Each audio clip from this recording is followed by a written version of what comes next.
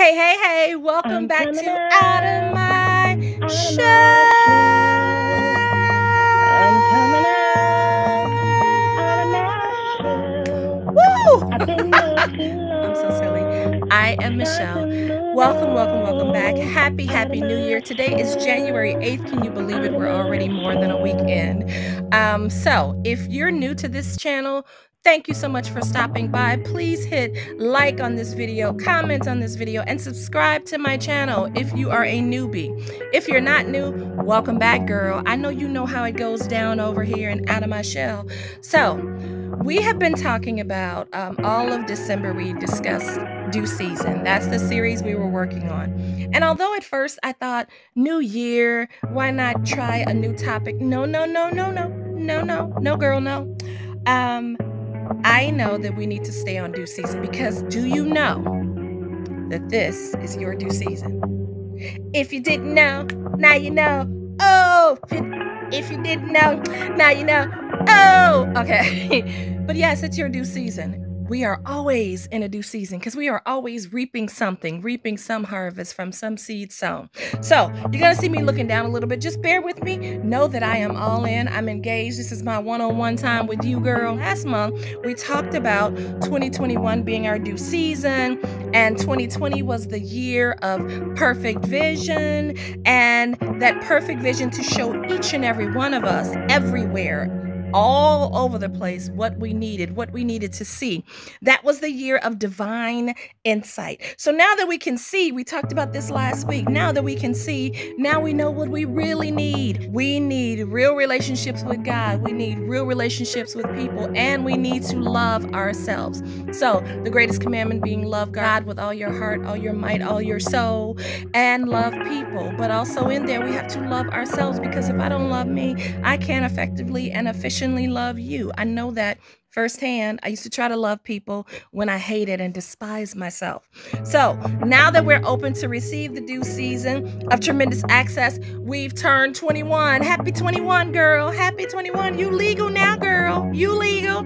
Okay, so since you legal and you're of the age of accountability, okay? Everything you do, you're accountable for. 2021, this is the year of accountability, right? We legal now. What are you sowing? When we think about seeds, sometimes, often, seeds, right? Y'all see this? I'm about to be planting, y'all. I'm about to be planting, y'all. I love teas, and so that is my lemon balm. Here's some mint. Oh, I hope you can see that. Mint, yes. And then some lavender. Can y'all see that? Lavender. And some echinacea. Can you see that, girl? These are seeds. Some chamomile.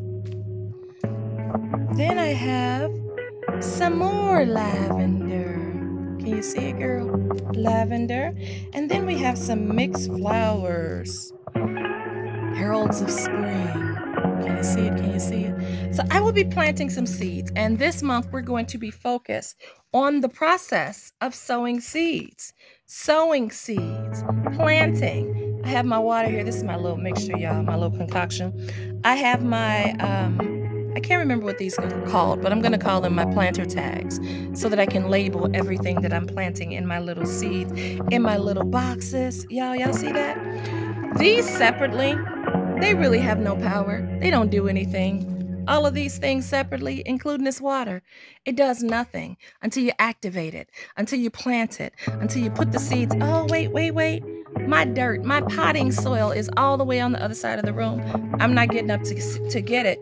But next week we'll dive deeper, and you'll see my little planters. You'll see them fully planted with all of my seeds, with my water, with my dirt, with my little concoction, and with the planter tags. So, what power do all of those things have separately? Nothing. Like our words, we are full of seeds. We are a seed. And until we dispatch it, until we activate them, until we assign them a purpose, they don't do anything. They are not productive. We don't grow anything. There's no harvest when it's inside of us. Like the word tells us that death and life are in the power of the tongue. We can speak life to a thing. We can speak death to a thing. We can bind things. Whatsoever things we bind on earth shall be bound in heaven, we have power in our mouths. Those are seeds. Our words are seeds. When we think of seeds, we only think of the good harvest. But all planted seeds, all seeds sown, girl, all planted seeds, anything that takes root, it has to reap a harvest. So I ask you, what are you sowing? Because what you sow will grow. So remember, when the sowing of the seeds ends, after time, the reaping occurs. And sometimes when we reap after we've sown, those harvests come back looking a little different. But guess what?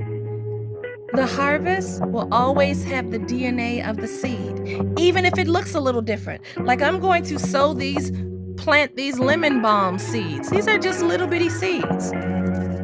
Little bitty seeds. But when they come out, when I reap the harvest after seed cultivating and harvest, it's going to look like this. The little bitty seed is going to look like that. So what you sow will reap. What you plant will reap. Do you get that? So if you walk around, girl, now, I got to give you an example, because yes, I know it's January 8th and I'm going to address something that's been going on. But if you walk around in your teens to your 20s to your 30s, and every time you have a conversation with your girls, you know how we get, girl, let me tell you, I was dating such and such. He ain't nothing. All men are this. All men are liars. All men are cheaters. Girl, ain't no good men out there. Now you sow those seeds and you continuously have these conversations, 4 to 5 per week. 1 to 2 per month, whatever, for 5, 10, 15 years. Those are words. They are creative things. They are creative vibrations. They are creating energy. Those words, those seeds, because words are seeds, remember? Those seeds over time have to produce a harvest. So now, after you've been walking around for 20 some odd years talking about all men lie, all men cheat, ain't no good men out there, then you forgot about those words. You forgot about those seeds. And mid-30s, now you get married. Oh, you so happy. This is the best day of your life. I got my Boaz, girl. Oh, I can't believe we're about to start our lives. And a year later, 6 months later, that Boaz cheats on you. He lies to you. And you are sobbing. You are devastated. You don't understand how he could do that. Now, before you misinterpret, before you speed ahead, I am not telling you it is your responsibility to force a man to walk in honesty and integrity, or to force a man to be faithful in your relationship. I'm not telling you that. What I am saying is that all seeds planted and watered and cultivated, they reap a harvest. And at the most inopportune time, the enemy will use you and make a fool of you if you let him. At the most inopportune time, that seed will spring forth into that harvest.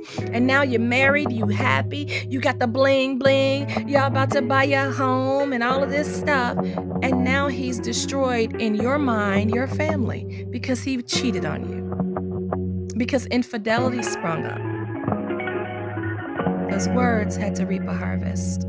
Now, it's not your fault that he cheated, but you spoke that thing into existence over and over and over and over again for years, for decades. You spoke that thing until you lived that thing. Now, because he consciously cheated, he consciously made the decision to lie. Okay, you're reaping the harvest because you spoke this thing into existence with a man you didn't know 20 years ago. You with me? Stay with me. This is not for condemnation. I've done it. I've spoken some negative seeds and had to reap some negative, almost destructive harvests. Stay with me, okay? Now you spoke it, so now you've reaped the harvest of that thing. Now he consciously cheated on you. He consciously lied on you. Now he too has to reap a harvest. Because why? When a man cheats on a woman who loves him, who has married him, and the two lives are becoming one, when that happens, it breaks something in her.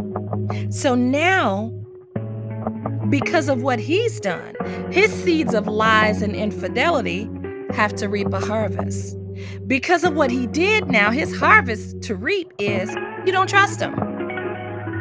You're walking around with this anger and bitterness. You've shut down. You're not as emotionally available anymore. You're distant.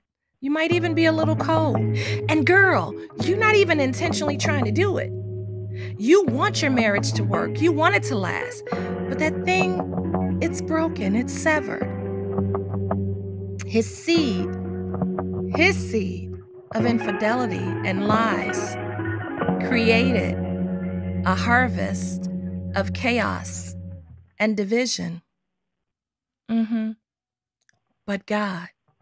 So he's reaping this distant, cold woman, even though he's repented, he's asked for your forgiveness, and he really will never do it again. He did it that one time, and he'll never do it again. And he's sorry. But just because he's sorry, just because he's repented, just because he's made the decision to change his posture and positioning, and he will never cheat on you again, he's recommitted, it doesn't remove the seed sown. It doesn't remove that seed planted so that harvest has to spring forth. So you're shut down. Now, God's grace, though, here's where it comes in. As opposed to us being able to utterly destroy our lives, and I speak from whence I've come. I've attempted suicide 4 times. On the 4th time, I literally flatlined and was out of here for a few minutes, but I sit before you now. Now, I had to reap harvest of several things, not all due to that, because some of the things, it was due to mental illness. And God is not this heartless, cold God that if you don't know what you're doing, if you're not aware, if you're not old enough, if you haven't grasped the importance, if you truly are ignorant to some things being wrong and you do them not knowing, God is not this harsh God that, that's still a seed, you gotta reap all of that. His grace will be more than sufficient for you. And even with what your husband did, God's grace can come in. And even though you sowed all these seeds of negativity and speaking death over men and speaking corruption over men for decades, God's grace can still come in and protect us from reaping the full harvest of destruction that sometimes we deserve. When we repent, when we change our position, when we turn away from that thing, when we don't feed it anymore, we're not watering it, we're not cultivating it anymore, God can uproot it. And instead of that marriage ending, God's grace can allow reconciliation through prayer, counseling, and changed behavior. Now, it's going to be time because there's seed, there's time, and then there's harvest. So it's going to take time. But God's grace can restore that thing back to where it becomes a testimony. And you all are walking around ministering to married couples of how y'all made it over. God can restore that thing back to wholeness in a way that you guys don't even resemble. You don't resemble, like Shadrach, Meshach, and Abednego in the fiery furnace, but came out, did not smell like smoke. No stench of smoke was in their clothing. They came out unscathed, untouched. God can restore. That's where his grace comes in, where it's more than sufficient for us. So what's my point? We must be intentional about our seeds planted. We have to know that we are seed-bearing fruit. We are the fruition of our parents coming together, right? But within us is seed, all types of seed, unmeasurable seed. We have the potential of sowing all day long, every single day. We have that potential. And we cannot, I don't care how much you sow negativity, I don't care how much you sow jealousy, I don't care how much you lie on people and cheat people and do all these things, but then think you can cover it up with God. You can cover it up with speak those things that be not as if though they were. I am a multi-billionaire. People love me everywhere I go. Everywhere my feet trod, I shall own the land. But I'm a liar and I'm a cheater and I steal and I blaspheme and I speak against my brother and my sister and I walk in judgment. No, you're going to reap a harvest because you cannot fool a seed. You cannot manipulate a seed. You cannot trick a seed to reassign itself. You cannot plant an apple seed and produce a watermelon. You get that? You cannot. You cannot confuse or trick a seed. Once it's planted and it's sown, it will reap a harvest. It will produce something. We cannot manipulate ourselves into our good due season. But we can be found planting good seeds because those good seeds will reap a harvest. It will take time. It will take cultivation. It will take nourishment. It will take speaking life over and over, ing, continuously doing it to produce that harvest of a good fruit, right? And we must remember that while we're planting, while we're doing the work, hey, work, while we're doing that work, y'all, we got to remember to walk according to the word, the will, and God's way. We have to remember to allow God to order our steps, because then it's being planted in good, fertile ground. So we can produce the good, fertile harvest of plenty. God can protect us. He can restore us through his grace and from eternal destruction. It's by grace that we're saved and not of ourselves. But we know that faith without works is dead, being alone. So we release God's grace. We ask for his grace, and he applies his grace, and we're walking according to his will, his word, and his way. He's given us divine instruction. He's ordering our steps. We're doing the work. Yes, we know we planted some horrible seeds 10 years ago, and we kept planting, and we might be in the reaping season of that. But because we're diligent, we are doing all to stand. We are not weary in our well-doing, because in due season we're going to reap. We're believing God for the due season, for reaping, for the good seeds that we planted now. So this week, I hope y'all got that. This week, in this country, in America, I've heard so many people say, from the things that happened in Washington at the Capitol, I've heard so many people report the chickens have come home to roost. I've seen so many people reporting that, oh my gosh, I'm so shocked. I can't believe this happened. I can't believe that. Oh, what's going on with America? I've heard people say this is not America. It is America. I'm not shocked. This has come as no surprise to me.